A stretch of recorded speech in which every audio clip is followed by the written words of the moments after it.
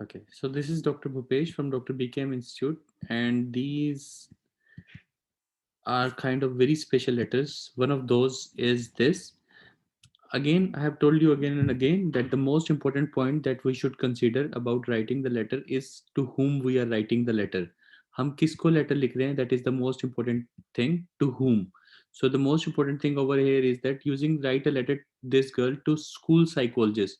So we are writing to the psychologist. So that is the most important thing, to whom we are writing the letter, because we can understand that we have to select the data according to the person जिसके लिए हम letter लिखेंगे. So in this case, the person to whom we are writing the letter is psychologist. So I got this point. ये that is the only thing I should remember for whole of my letter, because everything would be dependent on these two. Psychologist का मतलब यही है कि कोई ना कोई mental issues होने चाहिए.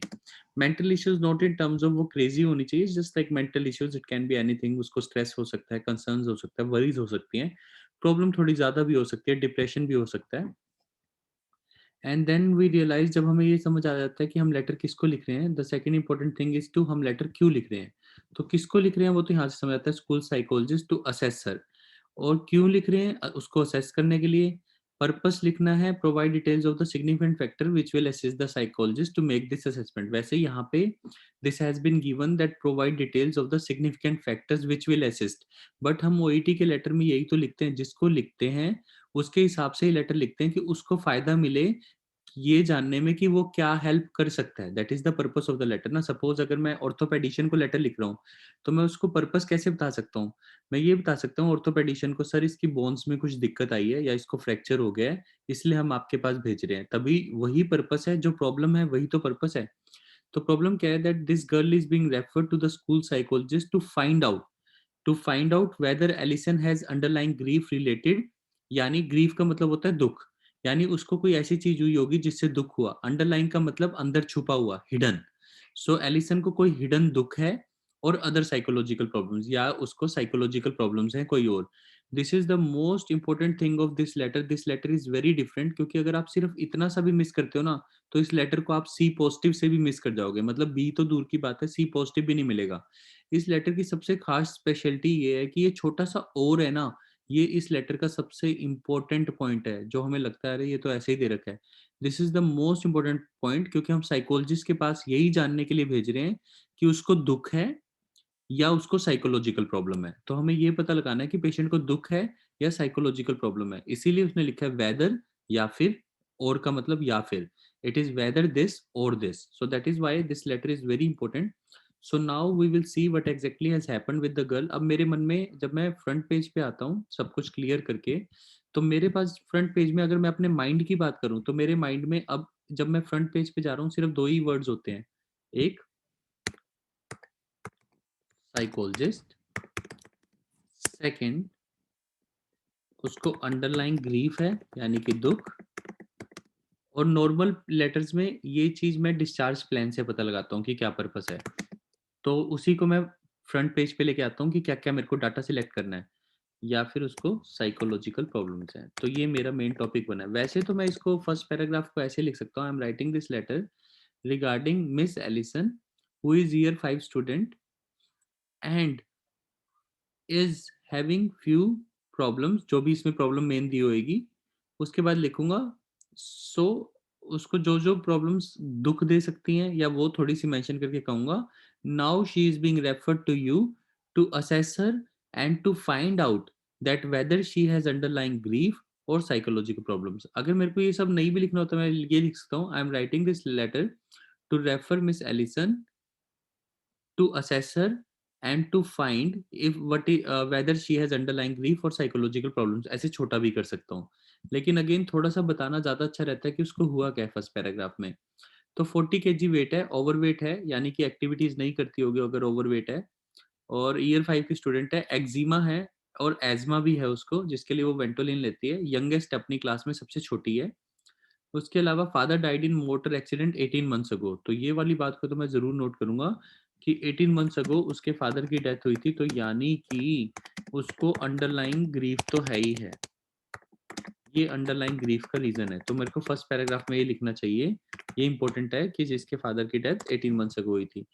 मदर फुल टाइम है, यानी कि वो भी टाइम नहीं दे पाती होती, वो ग्रैंड मदर नियर बाय रहती है, तो अगर उसको कुछ होता है तो उसको स्कूल से ले आती है। मेडिकल रिकॉर्ड ये कहता है कि ईयर 2 में सिर्फ 3 छुट्टी ली थी, ईयर 3 में 4 छुट्टी ली थी, लेकिन ईयर 4 में, अभी वो ईयर 5 में है, ये मुझे कैसे पता ईयर 5 में है? I can recognize it year that she is a year 5 student. तो that is why over here उसने पहले ही टर्म में, यानी अगर 3 टर्म्स में डिवाइड करूं, if I divide the year in 3 terms, तो 8 छुट्टियां पहले ही ले चुके, she has already taken 8 leaves, whereas in the year 4 she took 10 leaves. यानी अगर उसके फादर का अगर एक्सीडेंट 18 मंथ्स अगर हुआ है, तो लास्ट के 1.5 ईयर में उसकी अटेंडेंस पे बहुत फर्क पड़ा है। पहले बहुत कम छुट्टियां लेती थी, अब बहुत ज्यादा ली हैं छुट्टियां। 2010 का स्कूल रिकॉर्ड कहता है कि फरवरी को भी प्रॉब्लम हुई, हेडेक की, पैरासीटामोल वगैरह लिया। 16 को स्टोमक एक की प्रॉब्लम हुई, फिर दोबारा ग्रैंड मदर आई पिकअप करने के लिए। 16 के बाद इसको मार्च 9 को फिर प्रॉब्लम हुई, कंप्लेंट ऑफ हेडेक, और मार्च 6 को फीलिंग नोजियाटिक। और उसके बाद 2009 का डाटा दे रखा है, तो मैं आज की डेट मार्च 6 2010 भी डाल सकता हूँ कि मदर आज भी आई है पिकअप करने के लिए। तो टुडे की डेट इस केस में मैं 6 मार्च 2010 डाल सकता हूँ। 2009 में again the data has been given, उसको टूथ है, हेडेक है, एक्जिमा है। तो मतलब मेन दो प्रॉब्लम समझ आ रही है, दुख तो हो सकता है फादर की डेथ के कारण, और साइकोलॉजिकल प्रॉब्लम ये है कि उसको एक्जिमा है। लेकिन अभी तक मुझे ये नहीं बताया कि एक्जिमा के कारण साइकोलॉजिकल प्रॉब्लम हो रही है या नहीं हो रहा। ग्रैंड मदर फिर आ रही है, फिर फीवर है, अनवेल है। मतलब अगर हम इन सब बातों को लिखेंगे तो यहीं पे ओईटी का डाटा बिगड़ जाता है और आपका लेटर बहुत ज्यादा चला जाता है। तो आपको यहाँ पे ध्यान रखना है कि इन दो ईयर्स को मिक्स करना है। इन 2009 she had a complaint of toothache, headache, as well as eczema at different times. Her grandmother came to pick her up. Even in this year, that is 2009, she is still having the similar kind of problems, and is making and is having the same problems like toothache and this, and her grandmother is still coming to pick up. Even today, her grandmother, today का मतलब आज भी आई है 6 मार्च को, जो हमने आज का डाटा लिया 6 मार्च। Even today her grandmother has come to pick her up, today मतलब ये वाला। Even today she is feeling nauseatic and is having eczema on her hands which are VP, so grandmother has come to fix। मतलब उसकी लगातार, मतलब इसको मैं इतने में ही लिखूंगा, ये नहीं कि मैं आपको बोल रहा हूँ। अगर मेरा पेपर होता है मैं डाटा इतना ही लिखूंगा बस, कि I am writing this letter regarding this person whose father died in an accident। इसमें सबसे प्यारा वर्ड होता है जिसके, जिसका मतलब whose father, ये वर्ड आपको सीखना है, जिसके। so whose father died in an accident 18 months ago, and also she has been having eczema, so she is being referred to you, and her regular absence are increasing। मतलब एक ये भी आपको दिक्कत आएगी लाइन बनाने में कि उसकी छुट्टियां बढ़ रही हैं, उसकी मतलब हर, छुट्टियां मतलब एब्सेंट्स, आर इंक्रीजिंग कंटिन्यूअसली। बस आपको ऐसे लिखना था, इतना सिंपल। देखो, हर एब्सेंट्स आर इंक्रीजिंग कंटिन्यूअसली, सो इतना आसानी से हम लिख सकते थे कि उसकी छुट्टियां बढ़ रही हैं। So I am writing this letter regarding miss Alison whose absence are increasing continuously. Also, her father died 18 months ago, and she is also having eczema on her hands. So she is being referred under your expertise to assess whether she has underlying grief or psychological problems. So this is my final first paragraph. फिर उसके बाद लिखूंगा in 2009 she had problem of toothache, headache and eczema, and also other problems as well, for much for which her grandmother used to pick her up for most of the times. Even in this year these problems have continued, and today also her grandmother has come to pick her up because she is feeling nauseous and is having eczema on her hands which are VP and red। तो इतना सारा data इतने छोटे से में खत्म हो जाएगा। और अब मैं ये वाली बातें लिखूंगा। Allison started school well since grade 3, has had trouble concentrating. मतलब ईयर 3 से उसको प्रॉब्लम हो रही है, rarely participates in the activities unless encouraged. तो ये उसकी साइकोलॉजिकल प्रॉब्लम है। फादर की डेथ तो ईयर 5 में हुई है, लेकिन इसकी प्रॉब्लम क्या है साइकोलॉजिकली, तो ये वैसे ही वीक है क्योंकि ईयर 3 से ही she has not been concentrating, sports activities में नहीं करती, बहुत कम क्लासमेट्स हैं, और एम्बेरेस्ड है अपने हैंड्स को लेके। तो मेरे ख्याल से ईयर 3 से भी पहले उसकी एक्जिमा की प्रॉब्लम शुरू हो गई होगी, इसीलिए she is embarrassed about her hands which do not seem to be responding to the ointment. यानी उसकी दवाई जो है ऑइंटमेंट, यानी जो वो क्रीम लगा रही है वो काम, मेडिकेशन क्रीम लगा रही है, वो काम नहीं कर रही है, इसलिए वो एम्बेरेस्ड है। तो ये तो है पैराग्राफ साइकोलॉजिकल प्रॉब्लम्स का। फिर इन सो हर मदर, अब अगर आप प्रेजेंट में लिख रहे हो सब कुछ, her mother has been contacted, तो इसको वॉज में लिखो, has been contacted by the class teacher, तो इसको भी प्रेजेंट में लिखो, अगर प्रेजेंट में सब कुछ चल रहा है, या वॉज में लिख सकते हो, लेकिन हैज बीन ज्यादा अच्छा लगेगा। Has been contacted by the class regarding these issues, तो ये सारे इशू हमने मदर को बुलाया। And she has reported, mother के बारे में, and she has reported, mother ने बताया है कि, reported that she is also, बस ये सारा प्रेजेंट में आ जाएगा, she is also becoming withdrawn at home. Also she has informed that Alison was very close to her father and often talks to her about him। अभी भी उसके बारे में बात करती है और रोती है, उसको मिस करती है और कंफर्ट करती है चिप्स और केक्स में, इस कारण से वेट बढ़ रहा है, स्कूल के बाद बहुत ज्यादा खाती है और इसलिए कंफर्ट फील करती है। तो ये दोनों ऐसे ही पैराग्राफ लाइन में आएंगे, यानी फर्स्ट पैराग्राफ इस केस में आएगा हमारा पर्पस, सेकंड पैराग्राफ आएगा 2009 और 2010 की हिस्ट्री, फिर आएगा सोशल हिस्ट्री, इसमें बाद में आएगी कि ये क्योंकि सोशल हिस्ट्री ने ये रीजंस हैं कि उसको साइकोलॉजिकल प्रॉब्लम है, ये अलग पैराग्राफ बनेगा, फोर्थ पैराग्राफ कि उसकी मदर को कांटेक्ट किया गया है। फिर फिफ्थ पैराग्राफ में दोबारा एक्सप्लेन करूंगा, now she is being referred to you to find out को बार बार लिखने की बजाय टू टू हाँ टू फिगर आउट, इसको फिगर आउट बोलते हैं, किसी भी चीज को फाइंड आउट करना या किसी भी प्रॉब्लम को सोल्व करना, to figure out the real cause of her absentees, उसकी उसकी एब्सेंस का cause of her absence and her problems, कि उसका रियल cause क्या है, कि उसको इन दोनों में से क्या है। So that is my final letter. So I can explain you now if I have to explain you this in a better way. So I will take this whiteboard and will write it this way. I'm writing this letter whose father, yeah, who has been taking, that is my first paragraph, regular absence from school, also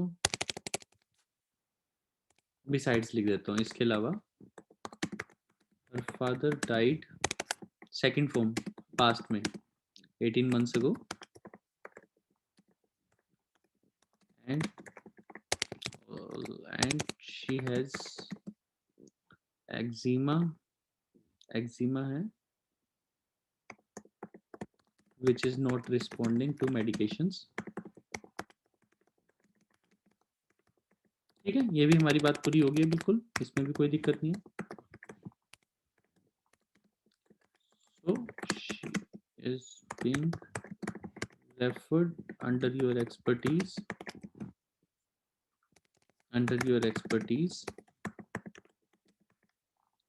to find out whether, बिल्कुल जाओ पीछे लिखा हुआ है whether she has grief related issues, ये word मैंने change कर दिया issues, और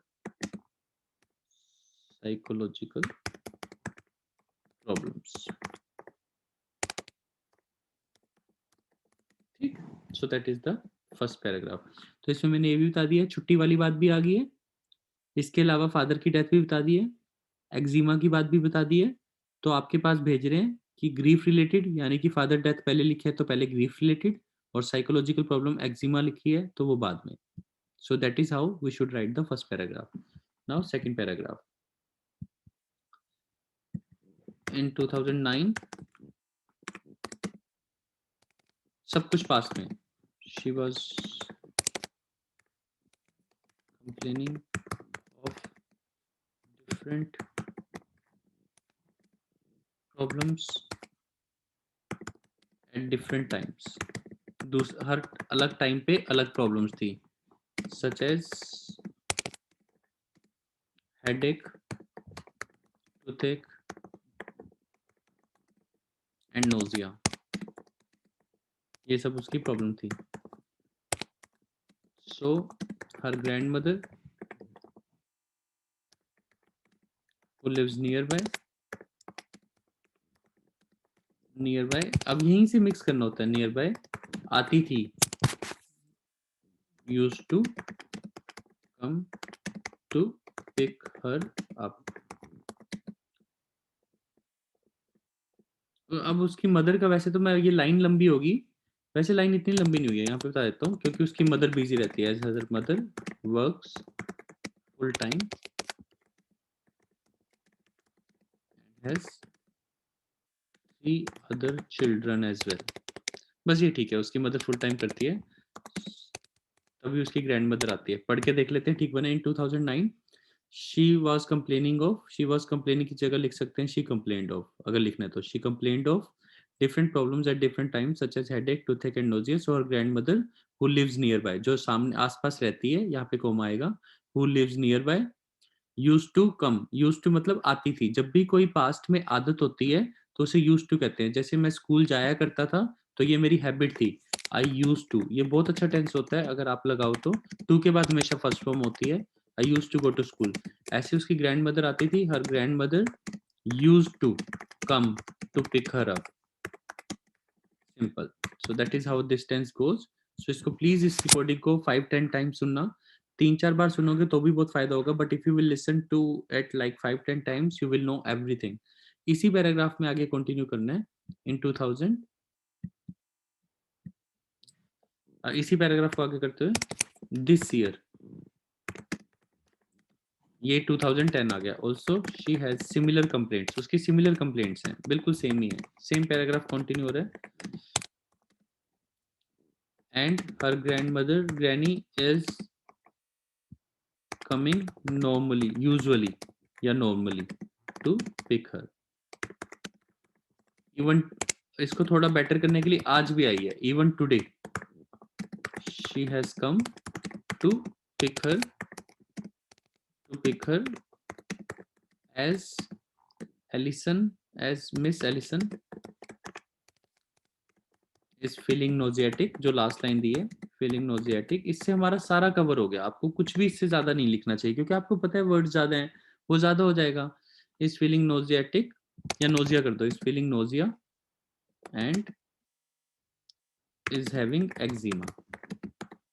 बस ज्यादा मत लिखो। वीपी वाली लाइन नहीं बना रही आ रही तो प्लीज उसका रिस्क मत लो। That is what why OET is the easiest test, that you don't have to risk anything. मतलब बिल्कुल किसी भी चीज का रिस्क नहीं लेना। वो लाइन नहीं बन रही तो मत बनाओ वीपी वाली। फिर ये भी खत्म हो गया हमारा। फिर आता है थर्ड पैराग्राफ, कि उसको miss Allison has been withdrawn, Allison is withdrawn.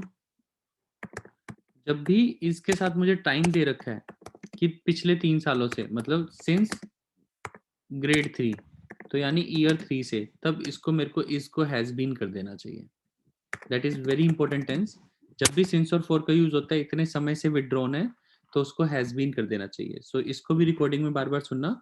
Miss Allison has been withdrawn since grade 3 and does not enjoy, कुछ भी एंजॉय नहीं करती, does not enjoy sports activities, और किसी से मिक्सअप भी नहीं होती। And also do not mix up, किसी के साथ मिक्सअप नहीं होती, और किसी स्पोर्ट्स वगैरह कुछ भी एक्सप्लेन नहीं करती। And does not mix up in any activity, किसी भी एक्टिविटी में नहीं होती। एनी अदर एक्टिविटी, किसी और एक्टिविटी, टू का मतलब उसमें भी, टू का मतलब होता है भी। तो she does not enjoy sports activities and also do not mix up in any other activity too, या एक्टिविटीज टू, किसी और एक्टिविटीज में भी नहीं आती। अब क्या मतलब हुआ, ये भी बात पूरी होगी हमारी। नाउ वी विल से, फिर सो इसी में मिक्स कर देते हैं। Her mother has been contacted, simple, कितना प्यारे आराम से चल रहा है। उसकी मदर को कॉन्टेक्ट किया गया है। अगेन आपको कह रहा हूँ, ग्रामर पे जोर दो, बाकी आपको सब कुछ आता है बनाना। 1-2 लाइन मिस करने से ओईटी की कोई फर्क नहीं पड़ता। देखो मैं पीछे वाला पेज भी नहीं पढ़ रहा, लेकिन मैं आपको लास्ट में कहानी दिखाऊंगा कितनी अच्छी बनी है। So her mother has been contacted and she has reported, और उसने रिपोर्ट किया है that Miss Allison has been withdrawn, which Allison is same at home too, मतलब होम पे भी सेम ही है, withdrawn रहती है। And she normally misses her father, अब ये कहानी आ गई है, misses her father, और वो भी मिस करती है। ठीक है, तो ये सब बातें हमने कर दी है कि नॉर्मली फादर को भी मिस करती है और ये भी करती है। यहाँ पे अगर थोड़ा सा ये भी लिख सकते हो कि ऑल्सो शी इज एम्बेरेस्ड, हाँ एक लाइन मेन रहेगी, also she is embarrassed about her hands, ये तो बहुत इंपॉर्टेंट बात है। एक्जिमा तो मेन टॉपिक चल रहा है, एक्जिमा और फादर की डेथ ही तो मेन है, क्योंकि एक्जिमा उसकी मेन साइकोलॉजिकल प्रॉब्लम है। She is embarrassed about her hands with hands, as she is, as का मतलब क्योंकि, बिकॉज की जगह because she is having eczema. बस ये भी मेरा टॉपिक पूरा हो गया। अब मुझे कोई दिक्कत ही नहीं बची, अब तो मेरा बिल्कुल आसान टॉपिक है और एक एक बात आ गई है मेरी। Then so her mother has been contacted, और उसने बताया कि जी नॉर्मली मिसेज हर फादर। तो अब now she is being referred, now she is being referred आपने फर्स्ट में यूज किया है, तो अच्छा करने के लिए now she requires your expertise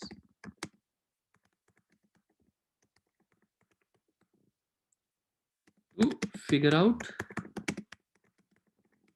the exact cause of her problems and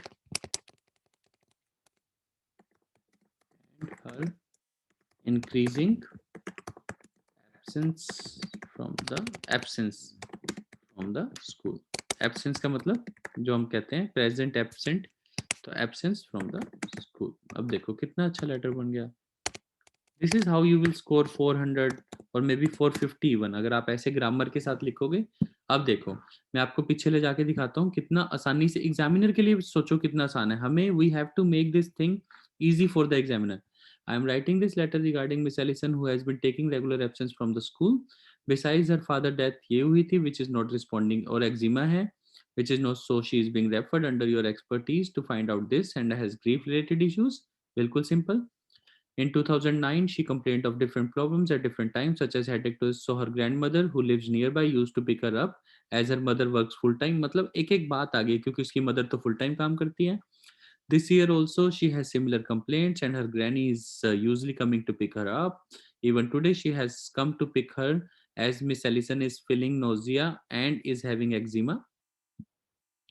Miss Ellison has been withdrawn since grade 3 and does not enjoy sports activities, do not mix up in other activities। She is embarrassed about her hands as she is having, यहाँ पे also की जगह along with this लिख सकते हो, apart from this लिख सकते हो, besides लिख सकते हो। So these are the connectors you can use।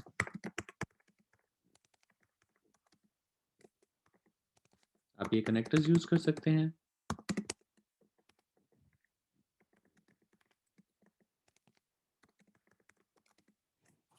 ठीक है, so Miss Ellison has been withdrawn and does not enjoy sports activities, do not mix up in other activities too। She is embarrassed about around, she is having, so her mother has been contacted and she has reported that Miss Ellison is same at home and she normally misses her father and cries for him। Now she requires your expertise to figure out the exact cause of her problem, whether and increasing absence from the school। तो आपको इन दोनों में से ढूंढना है कि इन दोनों में से क्या रीजन है। तो मैंने दोनों रीजन ऊपर भी लिखे हैं, यही सेम चीज मैंने आराम से यहाँ पे भी लिखी है। अगेन आपको ये समझ आ जाएगा, आपको अभी भी I have explained you everything, so you would be able to understand everything of course. But again listening to the recording 5 times maybe 10 times even, आपको छोटी छोटी चीजें पता लगेंगी जहाँ पे पॉइंट्स मिलते हैं, जैसे कहाँ पे कोमा और एज लगा है, कहाँ पे कोमा और हु लगा है, कहाँ पे मैंने हुज वर्ड का यूज किया। So you would be able to know everything, but आपको पेशेंटली सुनना पड़ेगा। अगेन मिनिमम 5 times आपको सुनना चाहिए। If you can listen to it more then you will learn more, and trust me, जब आप सेकंड टाइम सुनोगे, थर्ड टाइम सुनोगे, फोर्थ टाइम सुनोगे, every time you will find the difference and every time you would find कि आप उससे better हो, जो लास्ट टाइम सुना था उससे ज्यादा चीजें आपको दिखाई देंगी। That is how it happens. आप करके देखना इस लेटर के साथ। This letter is a very different and very important letter, because जब आपने लिखा होगा तो वो आराम से 250 वर्ड्स तक गया होगा, आई होप।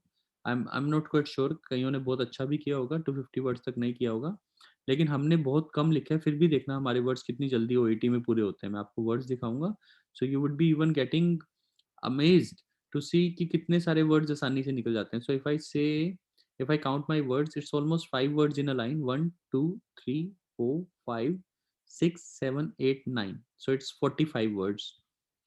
देन 1 2 3 4, इसमें भी सेम 5 के आसपास है, कईयों में 4 है, कईयों में 5 है, सो 5 मान लेते हैं। 1 2 3 4 5 6 7 8 9 10 11 12, इसके नीचे कुछ है, 12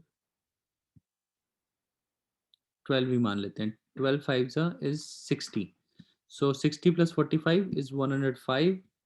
1 2 3 4 5 6 7 8 9 10 11. So 55 ये हो गए. 55 plus 105, so it becomes 160.